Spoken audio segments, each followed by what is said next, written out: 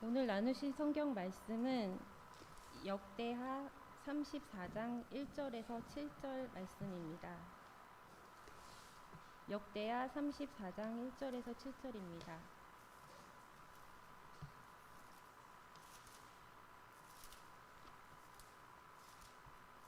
제가 대표로 봉독하겠습니다.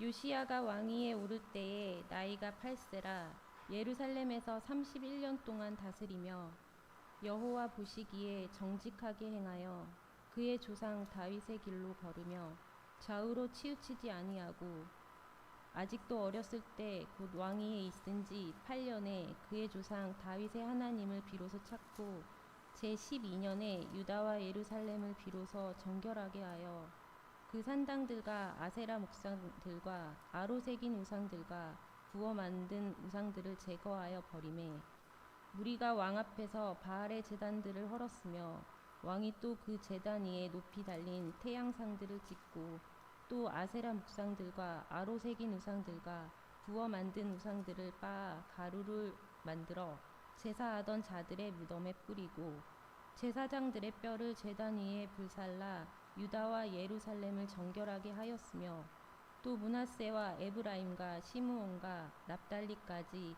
사면 황폐한 성읍들에도 그렇게 행하여 제단들을 허물며 아세라 목상들과 아로 새긴 우상들을 빻아 가루를 만들며 온 이스라엘 땅에 있는 모든 태양상을 찍고 예루살렘으로 돌아왔더라. 아멘. 목사님 나오셔서 영향력을 주는 사람들 요시야 거룩한 몸부림이라는 말씀 전해주시겠습니다. 기도하겠습니다. 하나님, 오늘도 하나님의 말씀을 들을 수 있도록 은혜 주셔서 하나님 감사합니다. 하나님 말씀을 단지 과거의 역사로 우리가 말씀을 듣는 것이 아니라 오늘 우리에게 주시는 하나님의 말씀으로 귀담아 듣는 마음에 새기는 이 시간 되게 하여 주시옵소서. 오늘도 하나님께서 말씀하십니다. 성령 하나님, 이 말씀들을 잘 조명하여 주셔서 이 말씀을 잘 깨달아 알 수 있도록 우리에게 은혜를 더하여 주시옵소서. 예수 그리스도 이름으로 기도드립니다. 아멘. 오늘은 이제 요시야, 이제 다음 주면 이제 열왕에 대한 이야기가 이제 다 끝이 납니다. 좀 길었던 어떤 말씀이었고, 또 어떤 분들에게는 은혜였고, 어떤 분들한테는 어떻게 보면 역사적인 사건이라 좀 지루할 수도 있었던 그런 시간들이지만, 제가 말씀을 드린 것처럼 여러분, 성경의 역사는 우리가 국사 시간이나 세계사 시간에 배우는 그런 역사가 아닙니다. 하나님께서 역사하셨던 이 시대를 향하여서 하나님이 자신의 뜻을 우리에게 무엇을, 누구를 통하여 어떤 말씀들을 전해주셨는지 우리가 그것을 살펴보지 않으면 우리가 이런 역사들, 이런 말씀들을 살펴보는 것이 어쩌면 무의미할 수도 있는데요. 오늘 요시야에 대한 이야기, 그리고 다음 주는 이 만국에 있었던 그 세 명의 왕들의 이야기를 함께 몰아서 볼 텐데, 제가 항상 말씀을 드리지만 왕들이 뭘 했는지는 그게 중요하지 않습니다. 그렇죠? 그 왕들의 중심이 어디에 있었고 그 왕들을 통하여 하나님이 그 남유다에게 전하시고자 했던 메시지가 무엇인지를 여러분, 그 하나님께서 주시는 그 메시지의 말씀을 잘 귀담아 듣는 이 시간이 되기를 간절히 축원합니다. 여러분, 몸부림치다라는 말 아시죠? 우리가 아이들이 뭐 잘 때도 몸부림을 치다 뭐 이런 얘기도 하고, 아니면 저 사람이 뭔가 목표를 이루기 위해서 몸부림을 쳤다 막 이런 얘기도 합니다. 그래서 몸부림은요, 몸이나 마음을 심하게 흔드는 어떤 뒤적이는 행동, 그걸 몸부림이라고 이야기를 합니다. 여러분, 우리가 뭔가 목표를 이루기 위해서 많은 사람들이 몸부림을 친다 이런 이야기도 하죠. 오늘 요시야는요, 어떻게 보면은 남유다의 16번째 왕이지만 거의 그냥 마지막 왕이라고 할 수가 있어요. 그 뒤에 일어나는 4명의 왕은요, 진짜 별 볼 일은 없습니다. 어떻게 보면 요시야가 그냥 남유다의 그냥 마지막 왕으로서, 근데 요시야가 하나님 앞에서 쳤던 그 몸부림, 왕으로서 뭐 솔직히 크게 뭐 힘들진 않죠. 근데 요시야가 하나님 앞에서 어떤 몸부림을 쳤는가라는 거예요. 망해가는, 정말 점점 망해가는 그 남유다를 향하여서 뭐 요시야가 쳤던 그 몸부림은 거룩한 몸부림이었어요. 어떻게 하면 이 남유다를 다시 한번 하나님께로 돌이키려고 하는가? 여러분, 그 몸부림의 모습을 오늘 이 말씀을 통하여 우리가 잠깐 살펴봤으면 좋겠습니다. 우리 한번 1절 말씀을, 우리 34장 1절 말씀을 읽겠습니다. 시작. 요시야가 왕위에 오를 때에 나이가 8세라 예루살렘에서 31년 동안 다스리며. 지금 요시야가 왕이 됐습니다. 아몬이 신하에 의해서 암살당하고 나서 요시야가 왕이 됩니다. 근데 몇 살에 왕이 되죠? 8살에 왕이 됩니다. 초등학교 1학년입니다. 여러분, 초등학교 1학년짜리가 왕이 돼서 뭘 할 수 있겠습니까? 우리가 요시야가, 여러분, 그 할아버지는 므낫세였고 아버지는 아몬이라는 사람입니다. 자, 그런데 여러분, 이 요시야에 대해서 성경이 평가하기를 어떻게 평가를 하냐면 2절 말씀입니다. 시작. 여호와 보시기에 정직하게 행하여 그의 조상 다윗의 길로 걸으며 좌우로 치우치지 아니하고. 성경은요, 열왕들을 평가를 할 때 아주 잘했다, 이 사람이 참 괜찮았던 왕이다라고 평가를 할 때 두 가지 표현을 씁니다. 첫 번째는 정직했다, 두 번째는 다윗의 길로 행했다. 이 두 가지를 씁니다. 열왕의, 여러분, 남유다의 왕들은요 총 20명이었습니다. 이 20명의 왕 가운데에 하나님 앞에 정직히 행했다라고 칭찬을 받는 왕은 8명이었습니다. 아사, 여호사밧, 요아스, 아마샤, 우시야, 요담, 히스기야, 요시야. 이렇게 8명에 대해서 성경이 뭐라고 평가하냐면 그는 참 정직했다. 그런데 다윗의 길로 행했다라고 말하고 평가받는 그 왕들은 이 8명 가운데에 3명밖에 되지 않습니다. 여호사밧, 히스기야, 그리고 요시야. 자, 우리가 이제 잘 살펴봤지만 여호사밧, 히스기야 정말 괜찮았던 왕이고 선한 왕이고 믿음의 왕이었죠. 근데 여호사밧의 잘못은 무엇이었습니까? 정략결혼이었잖아요. 아합의 딸 아달랴를 자신의 아들 여호람에게 시집을 원해서, 그 결과 그 여호람 시대, 그의 손자 아하시야, 그 시대에 남유다가 어떻게 됩니까? 완전히 우상소굴이 되어버리죠. 여호사밧이 정직히 행했고 하나님 앞에서 다윗의 길로 행했지만 그것들로 인하여서 남유다가 얼마나 큰 고통을 겪었는지 우리는 지난 시간을 통해서 우리는 살펴봤습니다. 히스기야도 정직했고 하나님 앞에서 다윗의 길을 행했던 왕이죠. 근데 히스기야가 죽을 병에 걸리자 하나님 앞에 기도합니다. 그래서 15년이라고 하는 생명 연장이라고 하는 기적을 체험하죠. 근데 히스기야가 어떻게 됩니까? 교만이 행했다라고 우리가 말씀을 통해 살펴봤습니다. 주변에 있는 그 아수르에 있는 사신들이, 바벨론에 있는 사신들이 막 옵니다. 그런데 하나님이 나를 이렇게 고쳐주셨고 하나님이 이렇게 역사하셨습니다. 그거 자랑하지 않고 뭘 자랑했습니까? 자신의 국방력, 자신의 재력, 이것들을 사람들한테 보여주었죠. 결국엔 히스기야도 하나님 앞에 회개하며 나아갔지만 그런 교만했던 그 모습들, 그런 것들이 히스기야에게 있었다, 이렇게 표현을 합니다. 근데 요시야는요, 그런 아쉬움들이 없어요.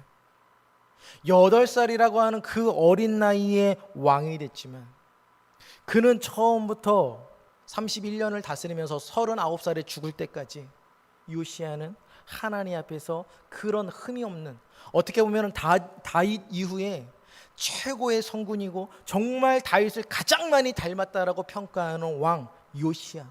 근데 그 요시야가 언제 등극을 하냐면 남유다가 멸망하기 직전에 이렇게 등극을 합니다.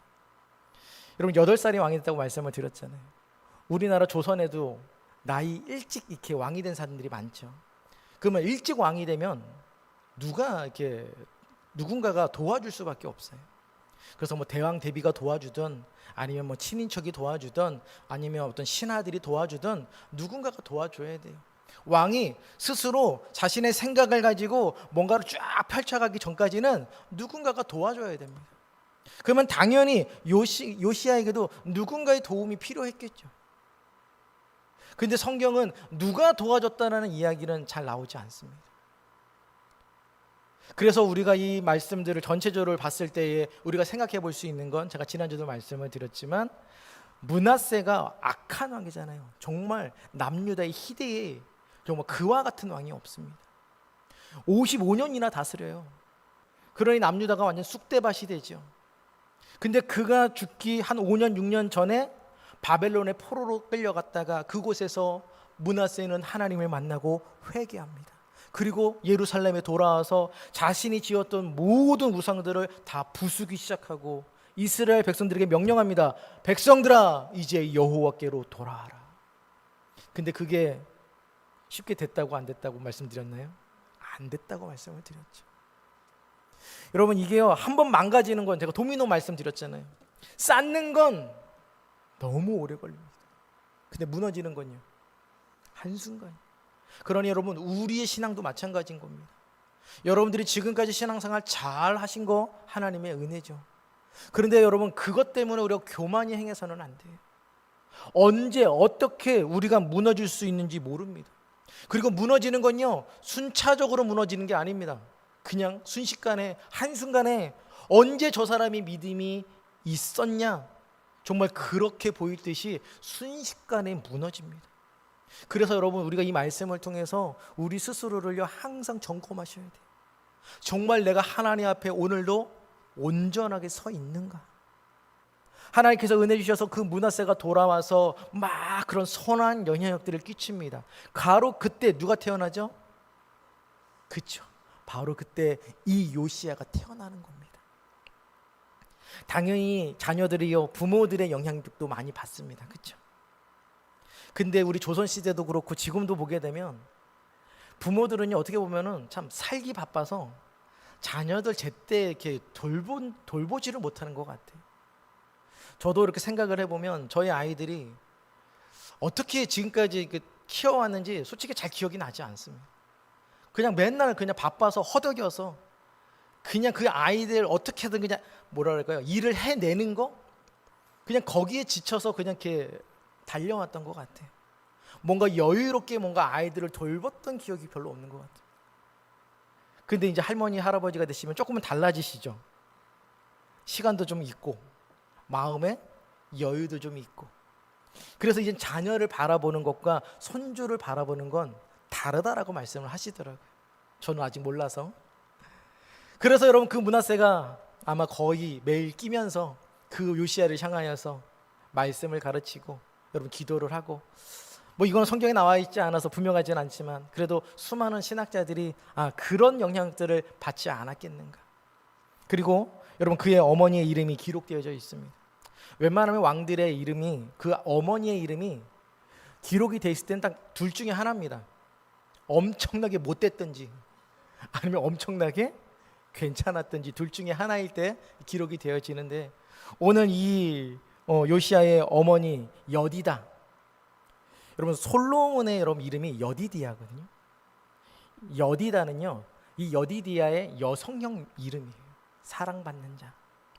그래서 그 이름을 봤을 때에 그의 어머니가 이 요시야에게 그런 경건한 믿음의 영향을 끼치지 않았겠는가, 그렇게 많은 사람들이 생각을 하죠.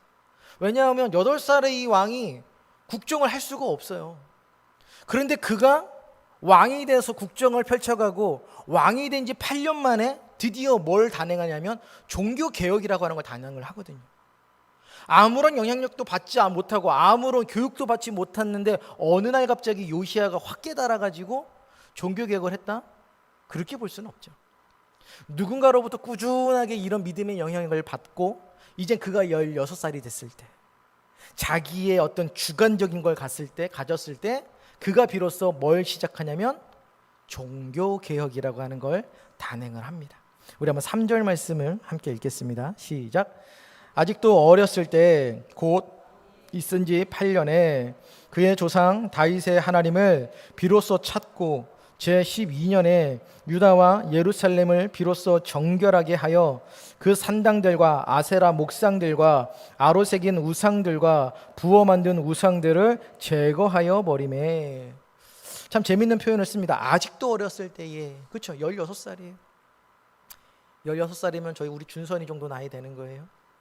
그 나이에 뭘 시작하냐면 종교개혁이라고 하는 걸 단행을 합니다. 그리고 그가 왕이 있은 지 12년째 20살이 되던 그 해에 뭐 하기 시작하냐면 전국에 있는 우상들을 다 제거하기 시작을 합니다. 요시야 하면 생각해야 되는 게 뭐냐면 종교개혁입니다. 이 종교개혁은요, 단지 뭔가 이렇게 의식을 바꾸어가고 뭔가 조금 사람들의 모습이 조금 괜찮아지는 걸 의미하지 않습니다. 종교개혁은요, 완전히 달라지는 거예요. 이전과는 다른, 완전한 다른 모습. 여러분, 그게 종교개혁입니다. 오늘 요시야가 했던 그 종교개혁이요, 오늘 역대하 34장과 35장에 쭉 계속 기록이 되어져 있습니다. 우리 한번 5절 말씀을 한번 읽어보겠습니다. 우리 4절 5절 읽겠습니다. 시작. 무리가 왕 앞에서 바알의 제단을 헐었으며 왕이 또 그 제단 위에 높이 달린 태양상들을 찍고 또 아세라 목상들과 아로 새긴 우상들과 부어 만든 우상들을 빻아 가루를 만들어 제사하던 자들의 무덤에 뿌리고 제사장들의 뼈를 제단 위에서 불살라 유다와 예루살렘을 정결하게 하였으며. 여러분, 이런 비슷한 지금 이 말씀이요, 열왕기하 23장에도 나옵니다. 열왕기하 23장 5절을 보면 이 요시야가 무엇을 다 폐하냐면 해와 달과 별대와 하늘의 모든 별에게 분향하는 자들을 폐하고, 이렇게 되어 있어요. 여러분, 요시야가 폐했던 건 당시에 천체, 우주, 해, 달, 별, 요걸 숭배하는 게 아주 만연해 있었습니다. 여러분들 별자리가 뭔지 아십니까? 여러분 별자리 아세요?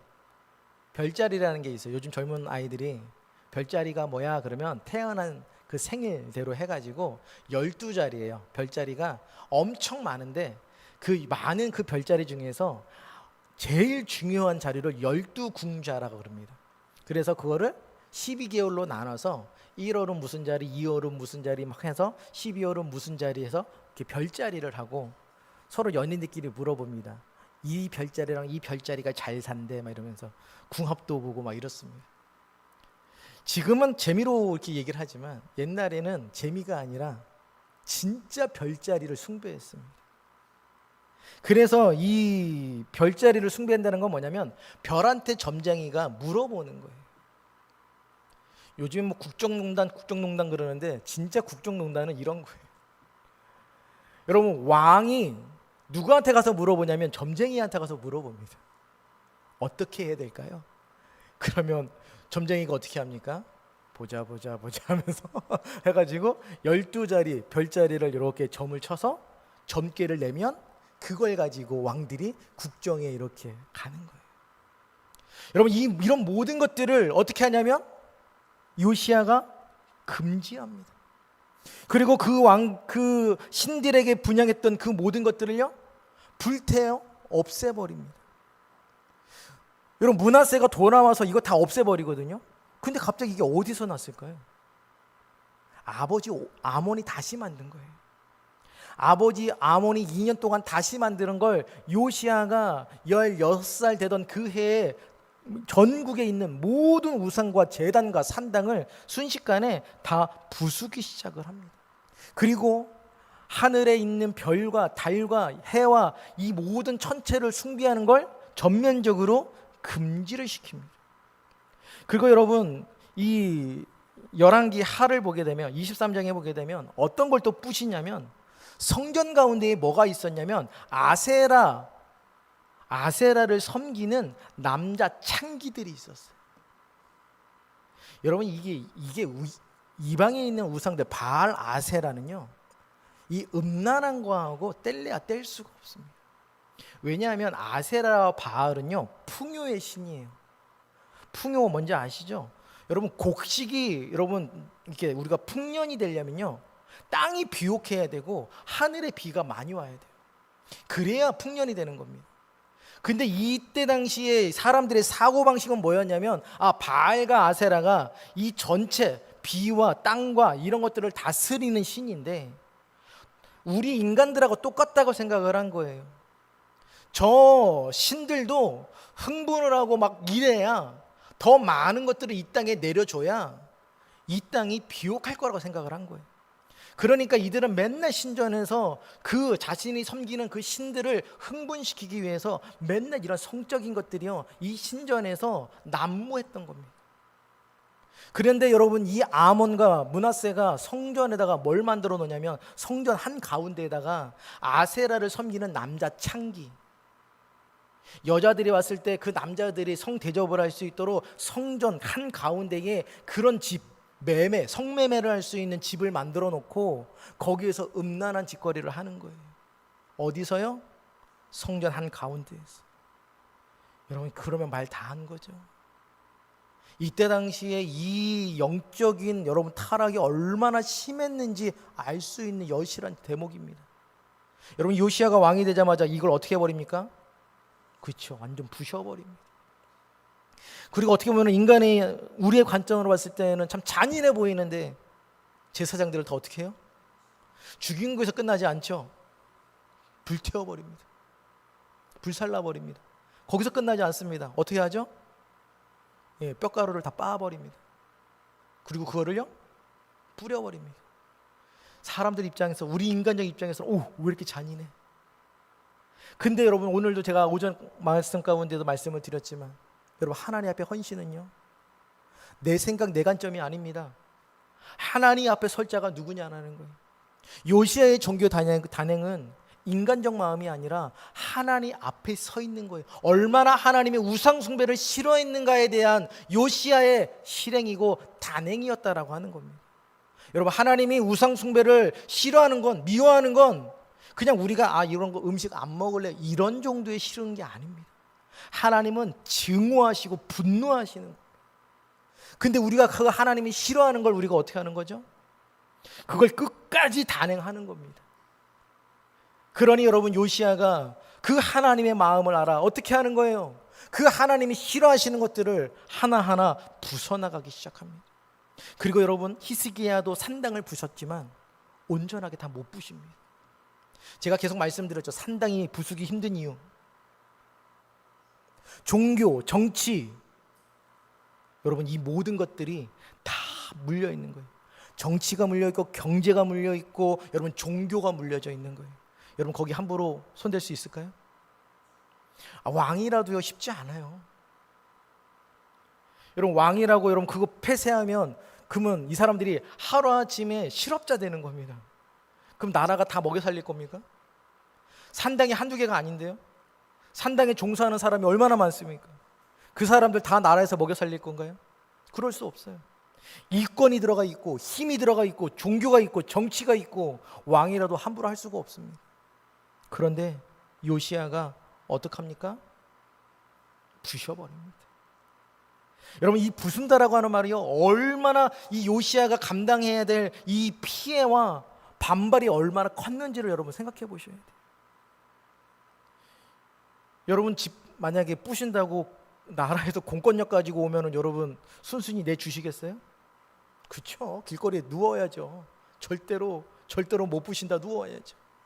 여러분, 산당 부실 때 사람들이 순순히 예, 부십시오 했을까요? 아니, 반발이 이만저만 아니었을 겁니다. 그러면 당연히 모두 동원이 돼야 돼요. 군사력도 동원돼야 되죠. 근데 여러분, 지금 상황, 남유다의 상황이 군사력을 동원한 상황이 아니죠. 자칫 잘못하면 지금 외세에 지금 삼킨발 수 있는 그런 위기란 말이에요. 그런데도 요시야가 어떻게 합니까? 여러분, 그거 생각하지 않고 단행합니다. 여러분, 이스라엘 백성들이요, 요단강을 건너서 그 가나안 땅에 들어가서 길갈이라는 곳에서 여러분 할례를 행합니다. 40년 동안 할례가 중단되었는데 요단강, 저 가나안 땅에 들어가기 전에 할례를 행합니다. 그런데요, 여러분, 요단강을 건너기 전에 할례를 받아도 됩니다. 그리고 요단강을 건너기 전에 할례 받는 게 훨씬 안전합니다. 그런데 여러분, 여호수아가 언제 할례를 행하냐면 요단강을 건너가서 그 자리에서 할례를 행합니다. 여러분, 할례를 받으면요, 남자들이요 한 일주일 동안 못 움직입니다. 그러면 그때 사람들이 알았을 거 아니에요. 지금 이스라엘 백성들이 가나안 땅으로 오려고 넘어왔다. 소문이 쫙 퍼졌을 거잖아요. 그러면 이스라엘 백성들이 그냥 왔다라는 건 아니잖아요. 그 땅을 차지하러 왔다라고 하는 그 소문이 다 퍼졌을 거예요. 그러면 그들에게 있어서 이스라엘을 쳐야 될 때는 언제입니까? 지금이죠. 그걸 이스라엘 백성들이 몰랐을까요? 알았죠. 그런데 그들이 어디에서 할례를 단행하냐면 길갈에서 단행합니다. 여러분, 그게 믿음입니다.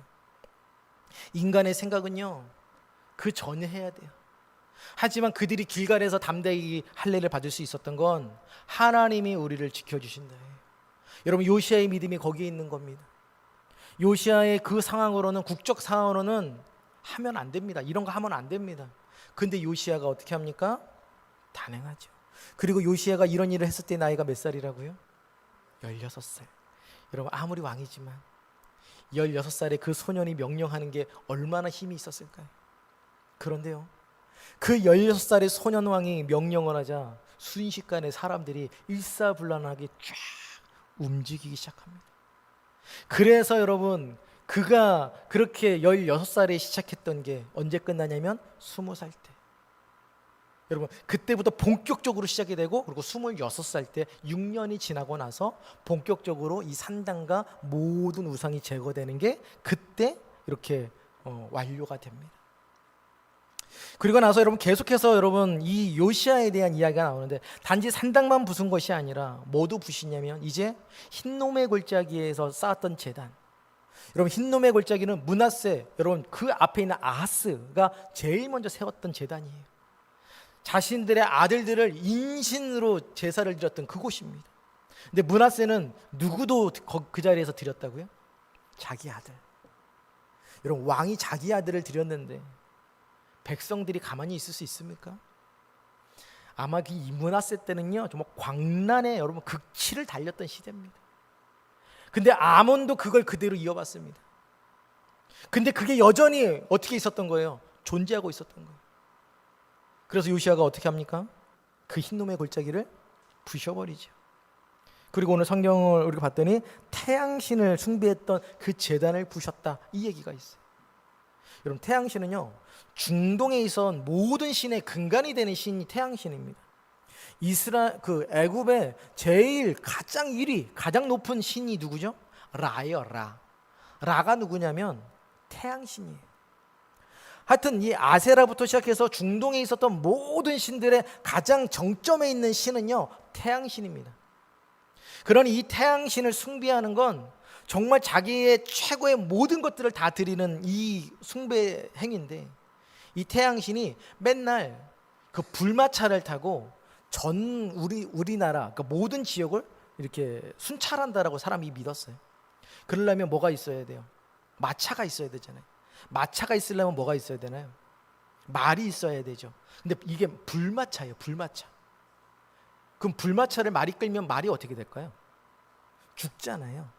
그러니까 매일같이 말을 제단에 들여서 불태워서 죽이는 겁니다. 그러니까 여러분 상상해 보세요.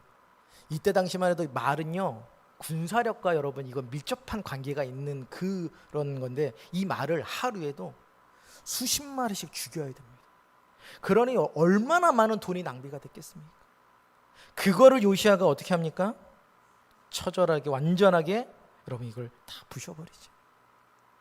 그리고 나서 여러분 요시아가 했던 게 뭐냐면, 유월절을 히스기야 때 한 번 이렇게 실행이 됐다가 또 중단이 되었던 그 유월절을 다시 시행하게 되죠. 이게 여러분 요시아가 했던 종교개혁입니다. 여러분, 우리가 종교개혁이란 말을 우리가 또 다른 데 한번 들어보셨죠? 들어보신 적 있으신가요? 중세에서 일어났던 종교개혁. 1517년 10월 31일 우리 아이들한테 물어보면은, 아마 세상 아이들한테 10월 31일이 무슨 날이냐고 물어보면은 대다수의 사람들이 이렇게 얘기합니다. 할로윈데이라. 여러분, 10월 31일은 그런 서양 귀신을 여러분 그렇게 하는 할로윈데이가 아니라, 우리는 10월 31일을 뭘로 기억해야 되냐면 종교개혁일. 여러분, 종교개혁은요, 단지 내가 여기서부터 조금 나아지는 걸 의미하는 게 아니에요. 완전히 달라지는 겁니다. 완전히 이전과 이후가 완전히 달라지는 겁니다. 종교개혁은. 그리고요, 그냥 손쉽게 그냥 뭔가 이렇게 행하는 게 아니라요, 목숨을 거는 게 여러분 종교 개혁입니다. 1517년에 마틴 루터가 95가지 카톨릭의 잘못된 이유를 비텐베르크라고 하는 대학 그 정문 앞에 대자보를 크게 붙입니다. 원래 마틴 루터는요, 카톨릭 사제였어요. 로마 카톨릭 사제였습니다.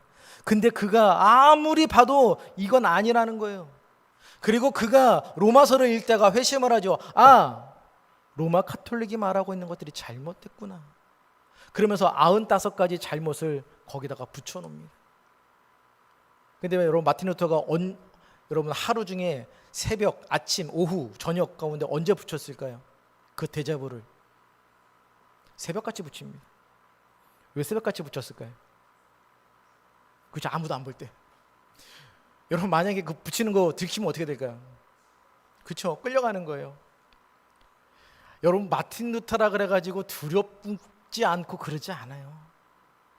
여러분, 새벽같이 붙이고 마틴 루터 도망갑니다. 그리고 한평생을 그 로마 카톨릭을 피해서 도망다니는 삶을 삽니다. 근데 여러분, 그 도망다니면서 마틴 루터가 뭘 한지 아십니까? 라틴어로 된 그 성경을 독일어로 번역을 합니다. 그 번역된 성경을 독일 자국민들에게 퍼뜨리고, 그제서야 독일 사람들이 성경을 자기 눈으로 읽기 시작하는 겁니다. 그리고 그때부터 어떤 바람이 일어나냐면 종교개혁이라고 하는 어마어마한 거센 바람이 불기 시작하죠. 근데 여러분, 종교개혁은요, 단지 이 사람들이 카톨릭을 버리고 이 하나님의 말씀으로 돌아왔다가 아닙니다. 수많은 사람들이 죽어나갑니다. 여러분, 로마 카톨릭이 가만히 놔둘까요? 아니에요. 수많은 공격이 들어오고 수많은 사람들이 목숨의 위협을 느낍니다. 여러분, 교회 안에 그때만 해도 교회 안에요, 수많은 형상들, 이런 것들이요 아주 여러분 만연해 있었습니다. 여러분, 카톨릭 성당 가면 다 창문 뭘로 만든지 아시죠? 모자이크로 해가지고 다 거기다 성화 그려놨습니다. 그게 온 교회에 도배가 되어 있었습니다. 유럽에 있는 성당 가면은 벽하고 천장하고 그림이 엄청 그려져 있죠. 우리는 그거 보면서 와, 잘 그렸다. 근데 그게요, 그때 당시 사람들에게 잘못된 믿음을 심어주는 엄청나게 잘못된 행동들이었다라는 거예요. 그거를 개혁교회들이 뭐 하기 시작하냐면 하나씩 다 없애기 시작합니다. 여러분, 그게 쉬웠을까요? 아니요. 여러분, 그거 하나 고치려고요, 수많은 사람들이 죽어나갑니다. 목숨을 걸고 하나님 앞에 나아갑니다. 여러분, 그렇게 해서 바꿔서 온 게 어디예요? 여기까지가 우리가 온 거예요. 근데 여러분, 안타까운 건 뭔지 아세요? 요즘에 사람들이요, 교회에 있는 모든 예식들을요 점점 카톨릭화해서 바꾸려고 그래요. 제가 예전에 얼마나 황당했냐면, 목사님, 우리도 카톨릭처럼 그렇게 성찬하면 안 돼요? 왜요? 그랬더니 그게 더 은혜스럽잖아요. 왜냐하면 여러분, 카톨릭에서 여러분 이 성찬을 할 때는요, 엄청난 큰 파이프 오르간으로 막 웅장하게 해서 사람들을 압도시킵니다. 감히 머리를 들 수 없을 정도로 그런 웅장한 분위기 만들어서 그 상태에서 성찬을 진행을 하죠.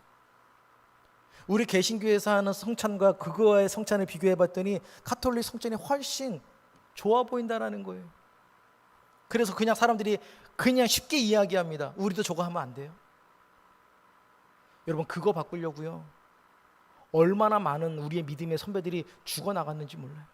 그거 하나 바꾸려고, 그거 하나, 명칭 하나 바꾸려고요, 수많은 사람들이 죽어나가는 거예요. 여러분, 그게 종교개혁이에요. 단지 오늘 우리가 예배를 드리고 있으니까 그냥 이거구나. 아니요. 우리는요, 그들이 뿌린 그 피 위에 있는 겁니다. 그들이 흘린 피가 없으면 우리는 이 자리에 없는 겁니다. 요시야가 했던 건 그가 종교개혁을 했구나, 산당을 부셨구나, 제단을 부셨구나, 단지 그 정도가 아니에요.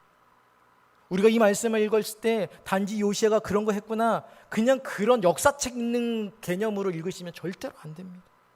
요시야가 했던 건요, 생명을 건 거예요. 목숨을 건 겁니다. 왜요? 그게 진리니까.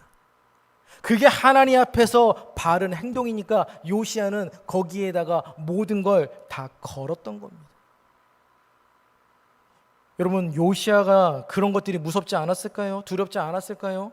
두려웠겠죠. 하지만 그게 옳기 때문에 그 길을 걸어가는 겁니다. 오늘날의 이 시대의 종교개혁은요, 다른 게 아닙니다. 여러분, 그냥 싫어도 힘들어도 내 생각과 조금은 달라도 오늘 하나님이 우리에게 명령하신 것이 그것이 옳기 때문에 그냥 걸어가는 겁니다. 우리라고 생각이 없습니까? 우리는 좋은 거, 나쁜 거, 더 괜찮은 거 우리가 판단할 수 없는 판단력이 없습니까? 있지요.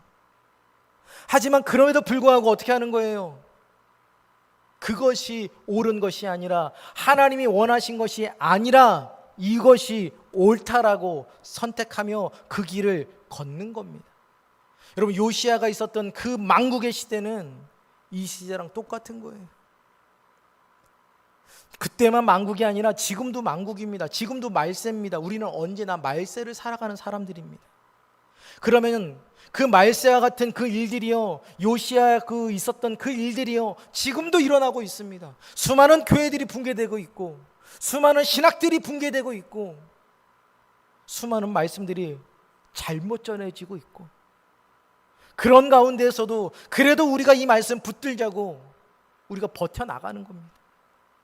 사람들이 많이 모이는 교회가 아니라 제대로 모여서 하나님을 예배하는 교회를 우리가 꿈꾸고자 우리가 이 자리에 있는 줄 믿습니다.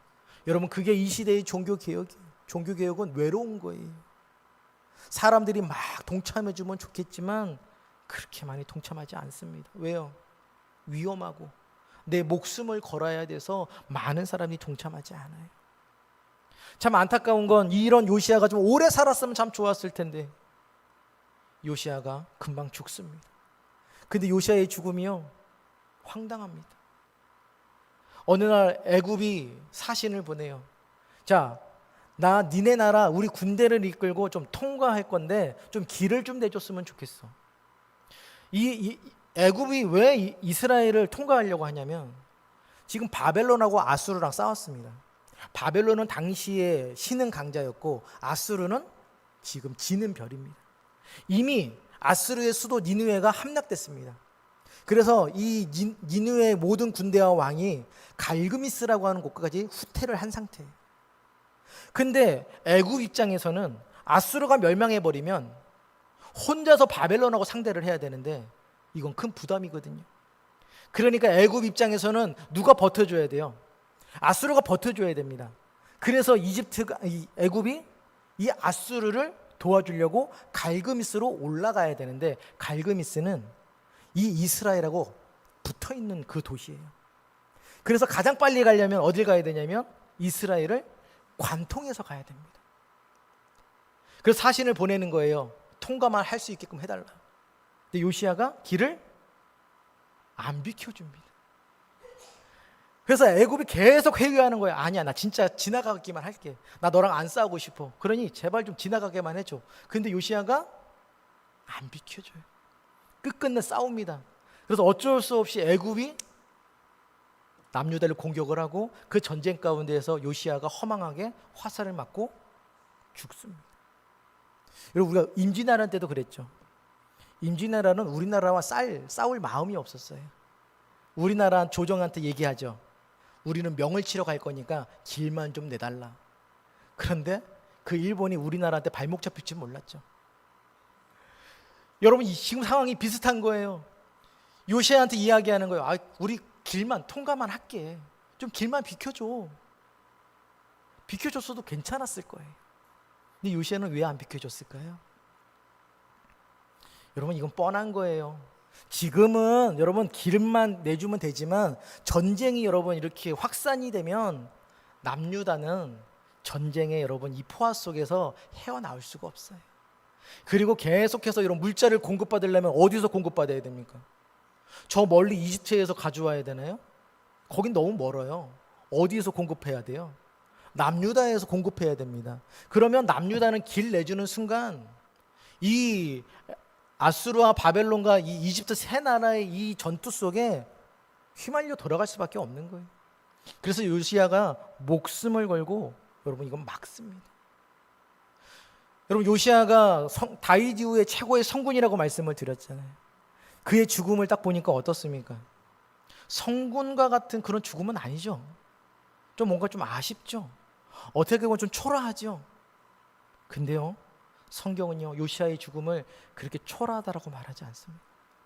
오늘 읽었던 우리 본문 34장 28절에 있는 말씀인데요, 한번 읽어보겠습니다. 34장 28절에 있는 말씀입니다.